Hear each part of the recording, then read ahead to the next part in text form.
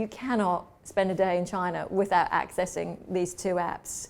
Alibaba, Tencent, they've been so clever in terms of diversifying away from their original core business. So Alibaba, e-commerce, Tencent, online gaming platform, WeChat, which is a little bit like WhatsApp, but you can do so much more, has really dominated the space. And users now in China can just access WeChat and then order food online, they can video stream, so you don't have to toggle between different applications. Alibaba made it very, very clear to us earlier that they're now tapping into the rural consumer market. And the rural consumers spend very differently to the urban consumers. So it's all about the pricing point for them, and they don't really care at this stage about quality. When Alibaba said this, and don't forget Ali owns a lot of the logistics and the network to deliver the goods, the market's, by definition, rural consumption or the consumer space is about 600 million, but that's not including the lower tier cities that we have in China. And so they have now said, we're concentrating on the rural consumer.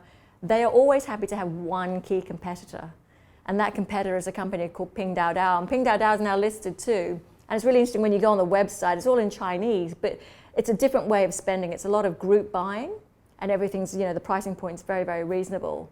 But in the interim, Alibaba has taken out other e-commerce players, some of the well-known players, because of their strategy to focus on the rural consumer.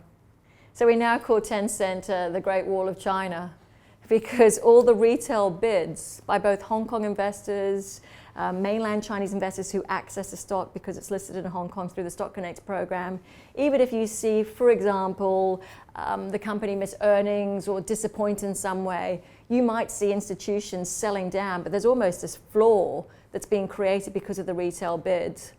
And each of those retail bids makes up obviously a brick of the wall.